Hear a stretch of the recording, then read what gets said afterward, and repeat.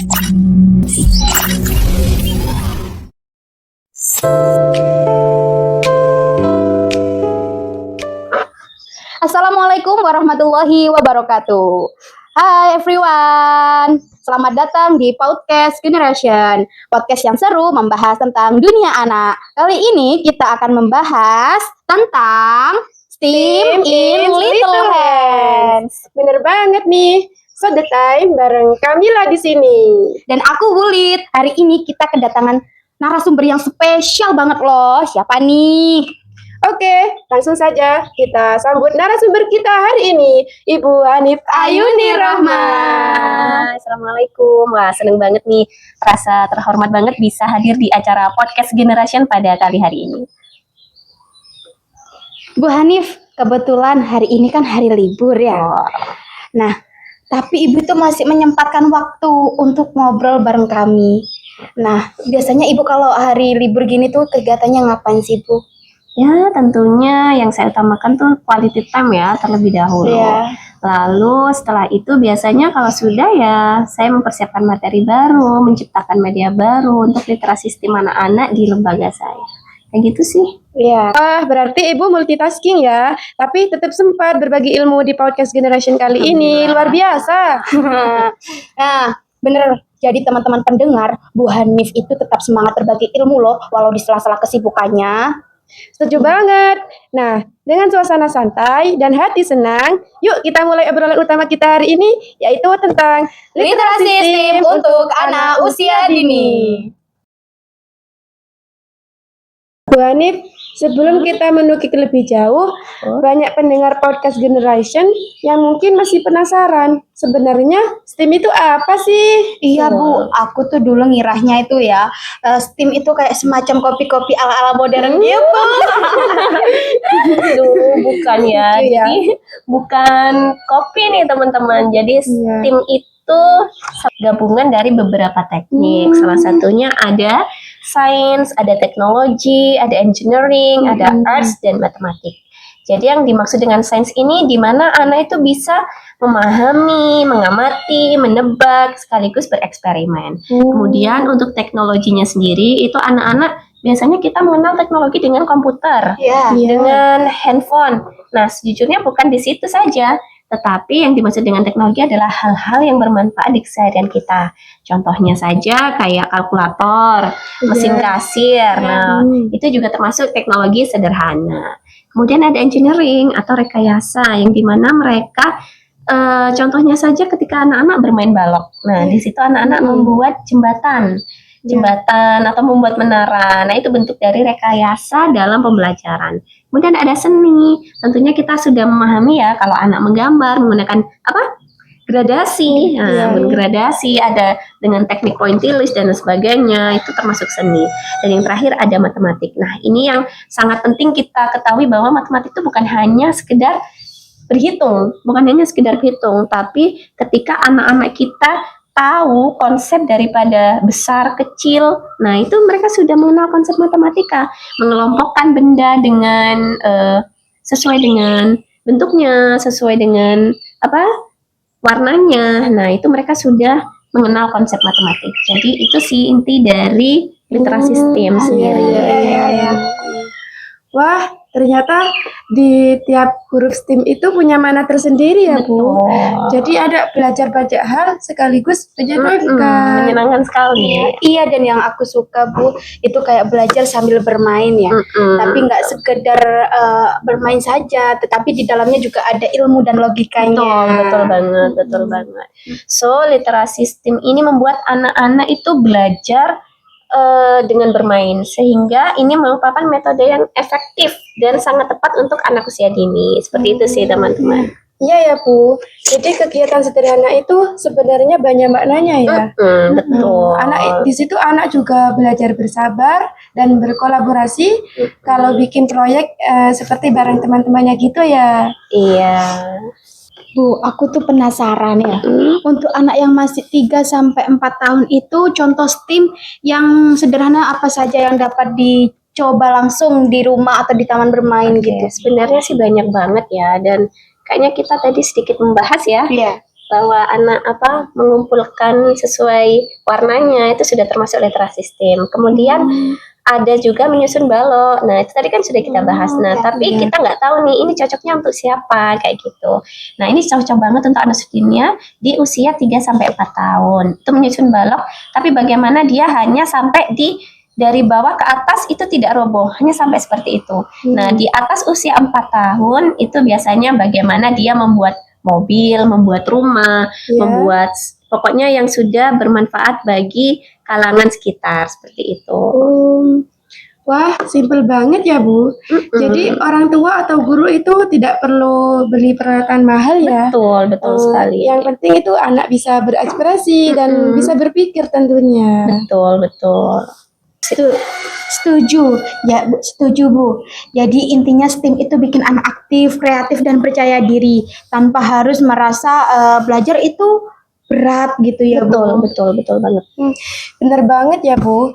Aku tuh jadi kebayang Bu, kalau anak-anak bisa mulai dari kegiatan sederhana kayak gini tuh, nanti di masa depannya mereka itu pasti lebih kreatif dan siap menghadapi tantangannya. Betul. Jadi mereka sudah siap dari kecil untuk bersikap atau berpikir kritis seperti itu. Iya, mantap Bu. Kayaknya pendengar kita pasti penasaran nih buat tahu lebih banyak tentang manfaat STEAM itu apa. Iya nih, kalau gitu kita lanjut ke segmen berikutnya. Kenapa STEAM harus dimulai sejak dini?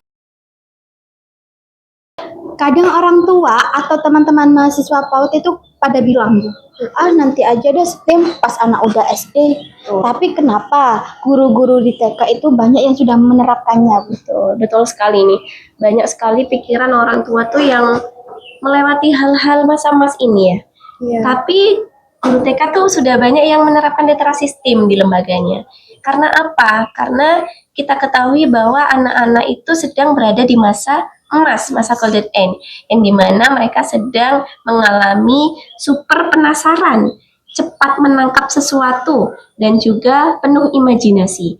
Jadi kalau kita menunggu mereka SD, jadi sia-sia dong masa-masa golden age-nya itu, seperti itu.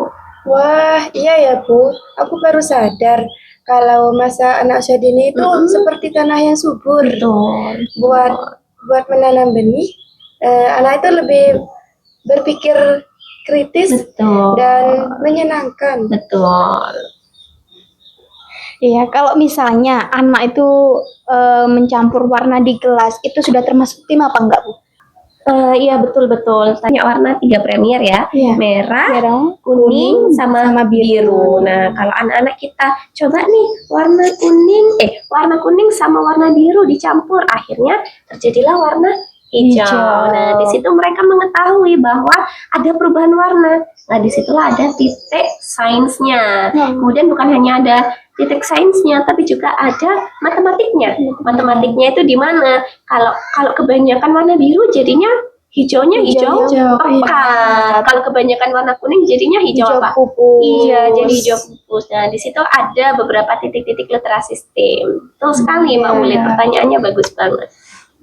Selain itu, apa dampaknya perkembangan sosial emosional anak Bu? Kalau pada perkembangan sosial emosionalnya sih tentunya banyak banget ya. Tapi kalau kita bisa cari contoh nih, anak-anak membuat menara dari balok. Nah, ketika jatuh, kemudian kita suruh anak-anak itu untuk mengulang lagi. Nah, jadi bagaimana mereka meregulasi emosinya? Kalau jatuh marah tidak, atau mereka mau untuk mengulanginya lagi. Nah, di situ mereka untuk belajar bersabar seperti itu. Dari hal sederhana itu ternyata anak itu banyak belajar ya Bu. Bahkan kemampuan problem solvingnya dan critical thinkingnya terbentuk lewat kegiatan seperti itu ya Bu. Iya, sederhana sekali sebenarnya. Kalau setiap hari anak bereksperimen, pasti itu mereka lebih percaya diri ya Bu, dan berani mencoba dengan hal-hal yang baru. Nah, karena pada hakikatnya STEAM itu sangat menyenangkan ya Bu, dan seperti tidak ada tekanan. Betul. Bu Hanif, kalau dilihat dari aspek perkembangannya, literasi STEM itu berdampak ke apa saja ya Bu?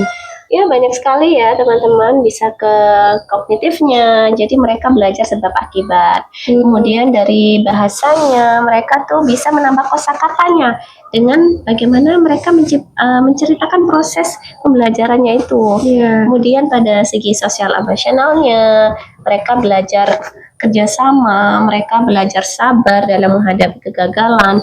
Nah, dengan begitu mereka tanpa sadar mampu mengelola emosinya dengan baik. Kemudian dari sisi motoriknya juga, contohnya saja kegiatan kolase ya, Iya. yang merobek-robek kertas atau iya. menggunting-gunting kertas. Nah, itu motorik halusnya terasah. Kemudian pada sisi kreativitasnya, mereka juga bisa menambah sisi kreatif seperti itu. Oke.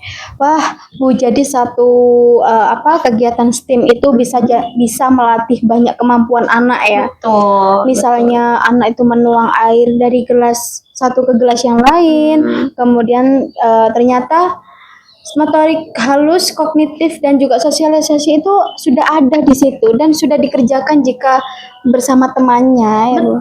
Betul. Nah, ini adalah salah satu keunggulan dari literasi STEM yang dimana kita bukan hanya belajar menulis, berhitung, tapi juga belajar banyak sisi. Ada seni, ada rekayasa, ada matematika. Nah, di situ diolah dengan sesi yang menyenangkan tentunya, kayak gitu. Iya ya Bu, aku itu jadi bayangin Bu, anak-anak kalau ngobrol sambil bereksperimen gitu, nah kayak gini, gimana sih caranya biar gak tumpah? Atau gini, coba lihat ini warnanya berubah. Nah itu kan anak-anak bisa berproses berpikir dan bahasanya sekaligus. Betul, jadi sekaligus dia mengelola berpikir kritis, juga dia mempunyai kosakata yang baru, kayak gitu.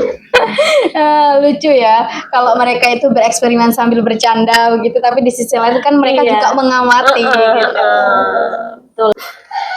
Bu, kalau anak bereksperimen bareng teman itu biasanya ada konflik kecil nggak? Misalnya seperti rebutan alat permainan atau berbeda pendapat gitu lah Bu. Tentunya pasti ya, apalagi di lembaga, apalagi anak banyak dalam satu Iya, kelas satu kelas yang cuma segitu ya Iya. kasih mainannya cuma beberapa terbatas. Nah, itu pasti anak-anak ada saja konflik, kadang berebut, kadang sampai bertengkar. Nah, justru disitulah kita mencoba untuk menanamkan bagaimana sih mereka itu bisa menyelesaikan masalahnya dengan sendiri. Nah, jadi kita sebagai guru pun kadang biasanya kalau ada yang bukan bertengkar ya, kayak berebut, kita seharusnya tidak tiba-tiba menyelah, tapi lihat dulu bagaimana reaksi anak-anak. Nah, kalau sampai berantem, berarti kita perlu memperbaiki bagaimana cara problem solvingnya. Tapi kalau dari salah satu mereka mampu meregulasi emosinya, oh iya wes, ini tak kasihkan, aku cari yang lain. Nah, berarti dia sudah bisa menyelesaikan problem masing-masingnya secara mandiri, kayak gitu. Aku baru ngeh loh Bu, kalau di sisi kreativitas anak juga menjadi anak itu berani mencoba hal baru, misalnya menumpuk balok yang setinggi mungkin begitu, atau mencampur warna yang aneh-aneh kan gitu ya Bu. Tapi itu kan menarik gitu loh. Sangat Iya. menarik sekali, apalagi kalau kita tidak menekan anak. Kalau misalkan ada kesalahan ya kita ulangi bersama dan kita mendampingi, bukan justru malah menyalahkan anak kayak gitu. Bener Bu. Dan dari sisi bahasanya itu kan anak-anak di situ kan bisa belajar menjelaskan gitu ya. Betul. Nah, seperti ini kenapa kok tumpah? Atau coba kita buat menara lebih tinggi. Nah, itu coba contohnya juga. Dan itu kan seperti anak-anak tuh latihan berpikir dan komunikasinya juga. Betul sekali. Jadi dari situ kita bisa mengasah kemampuan anak. Tadi kan kita sudah membahas tentang bagaimana berpikir kritis ya, bagaimana sosial emosionalnya. Nah, sekarang ini kita sudah pada tahap problem solvingnya. Nah, jadi kita sudah mendapatkan 3 aspek nih, padahal itu dalam satu kegiatan. Nah, ini juga salah satu keunggulan dari literasi STEM, seperti itu. Jadi aku tuh makin ngeh Bu, kenapa STEM itu disebut powerful anak di usia dini. Jadi anak itu belajar semua hal tanpa harus belajar secara resmi seperti di buku. Betul, seperti itu ya Bu. betul sekali, Iya. betul sekali. Jadi kalau teman-teman pendengar mau mengembangkan anak usia dini, jangan cuma fokus pada satu aspek saja. Nah, tapi di situ gunakan dengan kegiatan yang multidimensi. Itu seperti STEAM itu. Mantap Bu. Jadi setiap percobaan, setiap eksperimen kecil ternyata itu punya banyak manfaat tersembunyi ya. Betul. Iya, dan kalau anak-anak senang, pastinya kan lebih gampang menyerap semua pelajaran itu. Dan kalaupun anaknya bisa, anaknya senang, gurunya pasti juga ikut senang. Seperti itu. Oke, kalau gitu kita sekarang lanjut ke segmen berikutnya, yaitu contoh kegiatan STEAM yang bisa langsung diterapkan di rumah atau di kelas TK.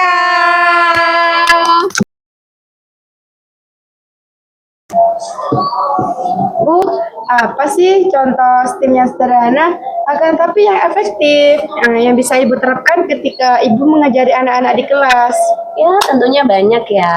Ada dari eksperimen warna yang tadi sudah saya jelaskan, kemudian dari jembatan stick es krim. Nah, bukan hanya dari balok ya, tapi ada banyak sekali bahan-bahan. Contohnya bahan lospak, bahan alam. Kita bisa menggunakan batu, dedaunan.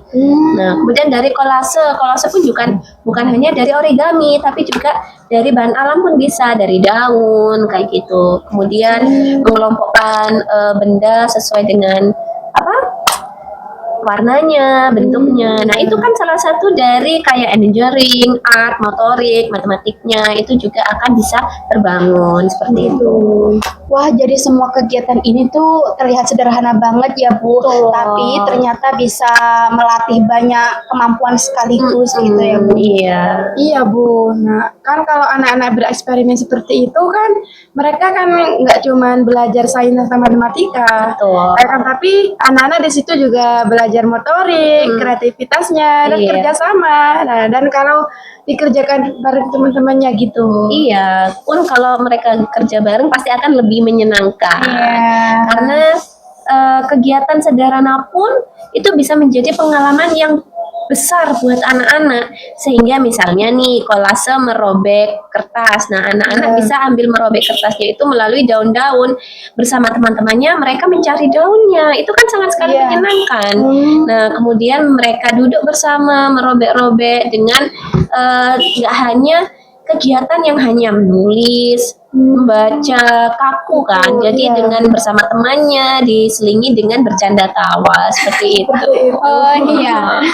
Kadang aku lihat anak-anak itu ya Bu, bersemangat banget sampai mereka itu nggak sadar dia tuh belajar banyak hal gitu. Betul. Saking menyenangkannya suasananya, jadi kayak nggak sadar kalau dia tuh sedang belajar. Iya. Kalau misalnya orang tua itu ingin melakukan ini di rumah, apa ya Bu tipsnya itu agar supaya kegiatan itu tetap menyenangkan gitu dan nggak berantakan? Oke, tentunya kita harus milih bahan yang mudah terlebih dahulu ya. Contohnya tadi bahan alam di sekitar rumah. Kita bisa menata membuat bentuk-bentuk dari batu-batuan atau membuat kolase dari dedaunan seperti itu. Jadi guru atau orang tua itu perlu kreatif dan sabar ya Bu. Betul banget. Karena kreativitas dan kesabaran itu merupakan kunci agar anak-anak itu berhasil dalam pembelajarannya. Dia mencoba mengait pengalamannya mereka sendiri. Jadi tanpa bantuan tanpa ikut campur tangan orang lain, tapi kita tetap harus mendampinginya dengan baik. Aku jadi kebayang Bu, kalau anak-anak itu pasti lebih senang kayaknya ya kalau belajar diberi kesempatan eksplorasi yang seperti ini. Ya, apalagi kalau kegiatan itu tuh bisa dilakukan bareng teman atau saudara gitu ya Bu. Jadi pasti anak itu belajar berkolaborasi juga. Iya betul. Jadi memang kita harusnya sebagai orang tua tuh harus membuat STEAM itu begitu powerful sehingga anak-anak itu belajar multidimensi, kognitifnya, motoriknya, sosialnya, kemudian bahasanya, kreativitasnya itu bisa kita dapatkan dalam satu kegiatan atau dalam satu waktu saja. Wah, keren banget ya Bu. Jadi ternyata kegiatan sederhana itu punya manfaat yang luar biasa ya Bu. Oke, kalau gitu kita lanjut ke segmen berikutnya ya, yaitu tantangan guru dan solusi praktis saat menerapkan STEAM. Dalam menerapkan STEAM di kelas, kan pastinya ada tantangan nih Bu saat menerapkan STEAM-nya. Nah, di situ kira-kira apa saja tantangannya ya Bu? Kalau kita bicara tantangan, tentunya banyak sekali ya, karena kan kita setiap guru tuh berbeda-beda karakter, bukan hanya anak-anak saja nih yang beda karakter, tapi gurunya juga. Kadang tuh ada guru yang mageran. Nah, di situ tuh tantangannya. Jadi kita bagaimana menarik atau mengajak bu guru ini agar tetap semangat dalam mengajar dan lain sebagainya. Kemudian satu lagi, kadang orang tua misalkan di koordinasi kelas nih ada yang besok ada kegiatan kolase. Nah, di situ anak-anak disuruh membawa daun dan di rumah mencari daun. Nah, di sini kadang orang tua tuh merasa, wah bu guru ini terlalu rumit nih. Padahal kan itu bisa membentuk sosial emosionalnya anak kan. Nah, itu sih tantangan yang selama ini saya rasakan. Oh iya, masuk akal ya. Wah iya Bu, aku tuh juga dulu tuh sempat takut loh, kalau eksperimen anak itu bakal berantakan gitu, apalagi kalau banyak anak sekaligus gitu ya Bu. Betul, dengan kondisi kelas yang seperti itu, anaknya banyak, kadang kita kan kayak merasa, aduh ini bakal berantakan banget nih kayak gitu kan. Nah, jadi kita bisa melakukan dengan kegiatan sederhana dulu, hal-hal kecil, misalnya eksperimen satu anak dengan satu gelas dulu, seperti itu, biar lebih terkontrol. Iya. Oh, jadi itu nggak langsung semua anak-anak gitu ya Bu yang bereksperimen. Iya, betul. Nah, dengan seperti itu kita juga di sisi lain bisa dengan mencari hal-hal yang lebih mudah untuk kita cari. Nggak harus beli kok, bisa cari di sekitar rumah kita, kayak gitu. Wah, berarti anak-anak itu bereksperimen, kemudian kan berserakan pastinya ya Bu. Nah, bagaimana supaya itu tetap rapi gitu loh. Nah, tentunya kita harus memberikan afirmasi terlebih dahulu sebelum kegiatan. Jadi kita memberikan kayak prosedurnya. Nanti bu guru akan melakukan kegiatan ini. Nah, setelah ini kita beres-beres bersama ya, seperti itu. Nah, setelah itu kita juga akan memberikan, tidak hanya anak-anak yang melaksanakan, tapi bu guru juga memberi contoh bagaimana sih membersihkan ini dengan rapi dan baik, seperti itu. Iya Bu, ternyata kegiatan bersih-bersih ini juga skill emosional anak ya Bu. Betul. Anak bisa belajar bekerja sama dalam disiplin juga. Iya. Nah, ini nih untuk orang tua yang khawatir berantakan, kita tuh bisa mengedukasi, seorang guru bisa mengedukasi orang tua lewat video-video pembelajaran yang sudah kita lakukan di kelas, sehingga videonya kita terapkan. Oh, ketika anak belajar ini kita video, ketika anak membersihkan kembali pada tempatnya kita video dan kita kirimkan ke orang tua, sehingga mereka bisa melihat bagaimana sih caranya bu guru ini mengedukasi anak-anak tentang kebersihan, seperti itu. Iya, berarti ide foto atau video itu bagus banget ya Bu. Iya. Orang tua itu jadi ikut merasakan proses belajar anak di sekolah itu bagaimana. Betul. Iya, kan jadi semua pihak itu guru, anak, dan orang tuanya itu kan bisa ikut terlibat gitu dan memahami manfaat apa itu STEAM. Jadi semua adalah unsur ya, ada orang tua, ada bu guru dan anak itu sendiri. Karena memang kita tahu tantangan itu wajar, tapi dengan strategi yang sederhana, literasi STEAM ini bisa diterapkan secara menyenangkan dan efektif untuk anak-anak. Kalau gitu, kita lanjut ke segmen terakhir, yaitu pesan untuk mahasiswa PAUD dan calon guru supaya mereka lebih berani mencoba STEAM di kelas. Bu Hanif, kalau buat teman-teman mahasiswa PAUD atau calon guru di luar sana, apa nih pesan Ibu kalau memang mereka itu mau mulai menerapkan STEAM ini di kelas atau bahkan saat mereka mau praktik mengajar? Jadi tipsnya tuh sebenarnya jangan takut mencoba. Jadi banyak kan mahasiswa atau guru-guru bahkan untuk berpikir bahwa literasi STEAM ini ribet. Jadi kalau ribet ya wes lah pakai yang biasa-biasa aja gitu. Jadi ya di situ sih tipsnya, jangan takut mencoba. Iya Bu, aku tuh juga kepikiran sebenarnya gimana ya kalau eksperimen anak-anak itu gagal gitu. Tapi kan justru itu adalah bagian dari belajar mereka. Wah, jangan takut mencoba dan jangan takut gagal. Nah, kalau takut gagal nanti berpikiran seperti Mbak Mulin tadi kayak gitu. Nah, jadi kita itu harus berpikir bahwa dengan STEAM itu anak-anak bisa lebih berpikir kreatif, bisa berkreatif, bisa berpikir kritis, bisa menyelesaikan masalahnya dengan sendiri tanpa bantuan orang lain, tentunya dengan regulasi emosi yang baik kayak gitu. Selain itu Bu, sepertinya penting juga ya untuk mahasiswa ini untuk punya mental yang positif gitu dan sabar tentunya ya. Iya. Nah, karena anak-anak usia dini ini kan kadang eksplorasinya itu kan random juga kan, dan ya itu dengan penuh kejutan gitu ya Bu. Iya, kadang terkaget-kaget ya dengan proyek anak-anak ini ngapain. Justru kadang kalau dia diam nggak ada soalnya berarti ada proyek, ada sesuatu yang dikerjakan. Nah, proyek yang membuat kita kayak, aduh, anak ini kayak gitu. Justru jangan dimarahi dulu, karena disitulah proses belajarnya. Jadi kita harus sabar. Kayak misalkan, wah nih lagi kerjain apa nih kok diem, Bunda nggak tahu kayak gitu. Bu guru kok nggak tahu ya kerjaan apa ya? Oh, ayo nanti kalau sudah selesai kita bantu beres-beres kayak gitu. Jadi sabar itu adalah kunci ya teman-teman. Kalau aku boleh nambah ya Bu, gitu ya. Jangan lupa juga ya untuk selalu mencatat ide dan refleksi, misalnya kegiatan STEAM yang berhasil atau yang perlu diperbaiki gitu ya Bu. Jadi pengalaman itu bisa dibawa ke kelas berikutnya. Betul sekali. Jadi catatan kecil itu tuh sangat berguna sekali. Bahkan mahasiswa itu bisa membangun portofolio kegiatan kreatif dan juga jadi bahan diskusi dengan teman-teman di kelas saat kuliah kayak gitu. Nah, dan satu hal lagi nih Bu, kan mahasiswa itu kan juga harus mengajak anak berkolaborasi nih. Kan di situ bukan cuman mengajar. Jadi anak itu merasa mereka itu bagian dari proses belajarnya gitu. Bukan hanya sekedar mendengar instruksinya. Iya, jadi memang itu adalah inti dari STEAM ya. Belajar sambil bermain, kemudian anak aktif, kemudian guru mendampingi, membimbing, kemudian dari kegiatan itu mahasiswa bisa belajar untuk meneliti. Nah, semuanya bisa menjadi happy, senang, dan jangan takut untuk memulai. Meskipun sederhana, yang penting apa? Konsisten, kreatif, dan penuh semangat. Mantap. Jadi pesan Bu Hanif jelas ya.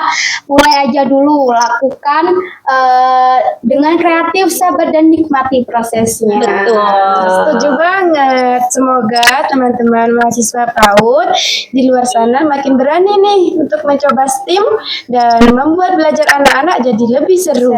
Amin. Semoga semua mahasiswa PAUD bisa menginspirasi anak-anak usia dini untuk menjadi kreatif, percaya diri, dan penuh rasa ingin tahu sejak dini. Oke teman-teman, kalau aku simpulkan dari obrolan hari ini mengenai literasi STEAM itu memang penting banget dimulai sejak dini. Karena anak-anak itu bisa belajar sambil bermain, bereksperimen, mencoba hal baru, dan belajar dari kegagalan mereka sendiri. Bahkan kegiatan sederhana seperti menuang air, mencampur warna, atau membuat kolase robek itu bisa melatih motorik, kognitif, kreativitas, bahasa, dan kemampuan sosial mereka. Betul. Setuju banget Uli. Dan yang paling seru itu di situ anak-anak nggak merasa belajar karena mereka senang bermain. Kadang itu aku lihat nih, mereka itu bisa fokus sendiri sambil bereksperimen. Nah, kayak mini ilmuwan kili gitu. Iya, betul banget. Jadi kalau anak senang, guru kan juga ikut senang. Nah, sehingga proses belajar itu bisa jadi optimal. Ya, terima kasih banyak kepada Bu Hanif atas waktunya dan ilmunya. Terima kasih bisa di sini. Iya, dan teman-teman pendengar terima kasih juga sudah mendengar di podcast Generation yang sudah menemani kita sampai akhir. Semoga semua tips pada hari ini bisa langsung dicoba di kelas dan di rumah. Betul. Semoga bermanfaat dan bisa jadi inspirasi buat semua teman-teman pendengar. Oke, sampai jumpa di episode berikutnya di podcast Generation. Belajar seru, bertumbuh maju. Wassalamualaikum. Assalamualaikum warahmatullahi wabarakatuh. Dadah.